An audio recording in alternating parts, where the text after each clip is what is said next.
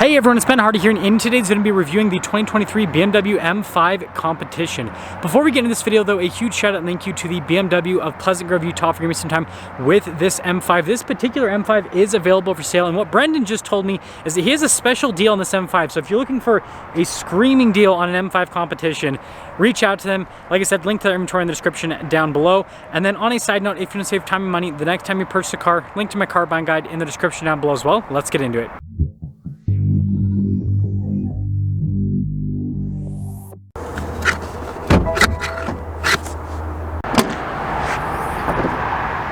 Under the hood, we have a twin-turbo 4.4-liter V8 that goes to an 8-speed automatic transmission. Fuel economy is 15 around town, and then 21 on the highway with power outputs being 617 horsepower and then 553 pound-feet of torque. And it gives this car a 0 to 60 time of about 3.2 seconds. Now, before we go over the front end, I do want to mention, if you want to see more videos just like this, then I recommend you subscribe because I post content every single day. Starting with the hood, you guys can see distinctive lines there in the center. We got the anniversary style BMW logo as well. Coming down below, I'm a huge fan of the M5's headlight design, especially the daytime lights. I think they look really cool. Of course, we got our M5 badge right there, and then notice the carbon fiber around the kidney grille. That's pretty sweet. And putting it all together, this is a very aggressive looking sports sedan. Coming around the side here, tire and wheel setup is 275/35/20 in the front and then 285/35/20 in the rear. Now, as for the wheel design, you guys can see the wheels are completely blacked out. Again, you got that BMW anniversary logo, and we have a blacked out brake caliper, so everything matches. I love how the fender pops out a little bit here in the front, and then we got carbon fiber around the M5 Competition badge, and then you guys can see here with the carbon fiber with the side skirt, and then notice like the door handles, mirror caps, and then the window trim's all blacked out. And so when you put it all together, this looks really cool. It's just like the overall blacked out theme. So here's our key fob. You guys can see we've got our unlock function, we've got our lock function with the BMW logo, and then the opening for the trunk. Now, popping into the trunk area, you guys can see it's actually quite spacious indeed, and that is one of the big benefits of going for the 5 Series is you get tons of trunk space. And apparently, we don't even have to close the trunk ourselves. We just got a button for that. We've got this cool low-profile spoiler here, and then you guys can see again the anniversary logo, our M5 Competition badge all blacked out, and then I'm a big fan of the taillights here on the M5. I think they're really cool. And look how aggressive the exhaust tips are, and then you guys can see here with the diffuser. And putting it all together, I think this car looks great, but just imagine this in wagon form. I mean, that'd be killer, but you know, the sedan's pretty sweet. Now, taking a look at the rear door panel here. First off, we've got sunshades here for the rear passengers, which is great. Really nice leather trim everywhere, and then you guys can see here the trim down below. But yeah, fit and finish, everything is fantastic. Got the Bowers & Wilkins sound system with this as well. And then taking a look at the back seats here, you guys can see perforated leather all down the center portion. And look at the colors here on the seatbelt. And I like how even back here has like the nice suede that's on the headliner. That's pretty cool. Now, legroom back here is pretty good. We've got a little storage pocket thing right here. Some vents here in the center. We have our own climate zone as well as heated seats and some charging port action. And then headroom back here is also really good. Oh, and if we pull this down, you guys can see that we actually have a little cup holder armrest.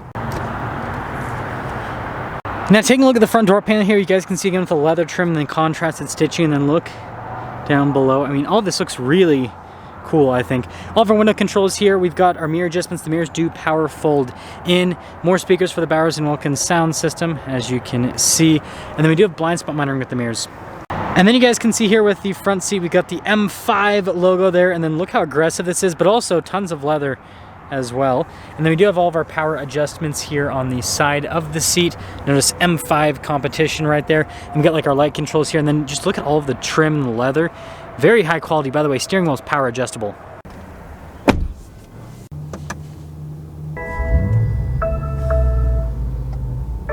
So taking a look at the steering wheel, we've got really nice leather trim all around. We've got our M1 and M2 modes here in the steering wheel. Even like the airbag cover has leather trim, by the way. Heat steering wheel function on the steering wheel. Carbon fiber paddle shifters here. Lots of carbon fiber with this car. And then we've got like adaptive cruise control, steering assist, you know, the normal stuff, then phone controls, voice command controls, all of that. And then we have our turn signal stock, and then our windshield wiper stock. So we've got BMW's full digital gauge cluster here in the center, which I think looks great. My favorite thing though is when you change some of the modes. So you can see pop it into like M2 mode, how it'll change the information that it shows, for example. And then if I press the M mode button, notice it'll completely change how the gauge cluster looks. So I think that's pretty fun. Now in reverse, we do have a backup camera with trajectory lines that turn with the steering wheel. We also have that bird's eye view as well because this has a 360 camera system. Now as for the rest of the infotainment screen, this is BMW's older unit now, right? It's not the new hyper screen, but as you can see, like pressing these menus, it responds really well. It's pretty easy to use. It's got the shortcut bar. So overall, I'd say it's a great infotainment system. Now I do want to mention the material used here. So really nice leather trim all along the dash, and then you guys can see here, just looks really nice with all of the material use. And by the way, hazard light button, and then that's just a shortcut for the safety tech. Now you guys saw the red stop start button earlier, but notice we got your auto stop start right below that if we can turn that off. And then we've got all of our radio controls here with the little preset buttons you can hover your finger over and that'll pop up here at the top. And then down below we've got our dual zone climate controls with heated and ventilated seats. And I like how it's like this little button that I can just press to turn it on. Now I've got, say, mass of our carbon fiber here. So if I push this back, you can see our wireless phone charging pad, some cup holders here, and then look at like the leather trim on the side. But here's our shifter for the 8-speed automatic transmission. It's pretty interesting with the functionality on the shifter. But just like other M cars, you can adjust the transmission, so whether you want it to be more or less aggressive. And then we have this dial right next to this. This is for the infotainment system to control it. And then you guys can see here with our stability control and then our M mode, turn that on, the whole setup for everything as well. And then this does have a valved exhaust, so if you want to make it quieter or louder, you got this for your parking sensors, camera button, and then you guys can see parking brake and your auto hold feature. And then the center console itself, it's actually kind of small, interesting. But I do like the leather trim here on the top. I think that's pretty nice.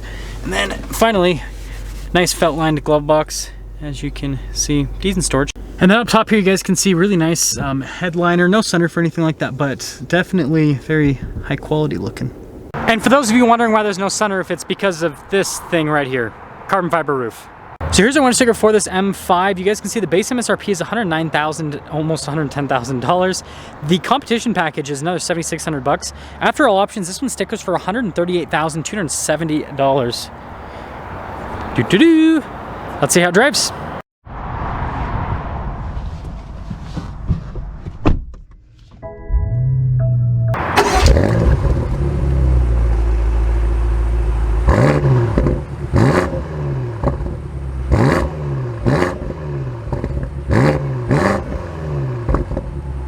Let's talk about visibility before we set off. Here's visibility of the hood. Hopefully you can now see the heads-up display. Both the mirrors, which do have blind spot monitoring throughout the rest of the rear, and most important thing, massage seat function. Now that we got that on, we can set off. The M car shifters always trip me up a little bit, to be honest. Okay, there we go. It's kind of cool though that like an M competition car has massaging seats. I think that's pretty crazy. But I mean, I like it, and I think that here's the deal. I think once you go past the M4, right, the M cars get so big that like it's okay to put the luxury features in it. It's okay to add, you know, some weight, because ultimately the person that buys this is, I feel like, getting this because it's like a grand touring luxury car. It's the best way to put it. Or grand touring sports car, maybe is another way to put it, rather than luxury car. I mean, it still does luxury car stuff, but like, you know, like I feel like if you get a BMW M3, you're like, I'm getting an M3 because like it's an M3. It's gonna have crazy performance, and I'm gonna do fun driving with it and all that. And it's not like you can't do fun driving with this, but I feel like someone that gets this, they get it with the intention of daily driving it more, and they're like, hey, I need it to be more comfortable, and that's why you're getting the bigger car. And speaking of comfort, so we're in comfort with suspension and everything. This is definitely firmer for a 5 Series. Like if you get an M550, sorry, rather, then that's going to be a little bit softer with the suspension, but this is still not bad. I mean, this is still really good for a luxury car. Yeah, the damping's actually pretty solid. I'm actually pretty impressed with it, to be honest. And the engine's really quiet. So again, just in this comfort mode, and I actually have the valves open, I believe. So if I close it, I don't really notice a difference with this car. Like some cars you can tell when the valves are open or closed. I mean, you guys heard the exhaust clip. It didn't seem like, I opened and closed it several times. It didn't seem like there was that big of a difference. But yeah, I mean, this is a really, why are the windshield wipers on? Anyway, so this is a real, what did I do? This is a really good luxury car. I've had trouble with windshield wipers in like the last few years, not because there's anything wrong with the cars, but because like I'm stupid and apparently don't know how to work windshield wipers. Yeah, really comfortable. So we are going to pop it into M2. Okay. And we're gonna put the transmission to the most, so it's the most aggressive setting. So now we're in like race car mode. So we are in all of the crazy driving modes, and we're gonna go down this little bump right here. And now get an acceleration. Oh, man, this thing's crazy quick. Crazy quick. The one thing that I will say that I am very annoyed with when you put it into the M2 mode is it automatically puts it into manual mode. And I wish that it does it with every single BMW. I wish that like it would let me choose if I want to go into manual mode or not, rather than putting it into manual mode automatically, because then I have to put it back into automatic mode like I have it in now. You know, because obviously I don't know the car, so like I don't want to have us in manual mode, because like I don't have the, you know, red line memorized and everything. Obviously I can look at the gauge cluster and everything, but I don't know, just a little gripe. Anyways, summing things up here with this, I think this is a super fun car. I think it drives really well. I think it's really comfortable for what it is. And I think that it looks really cool as well. It's got crazy performance.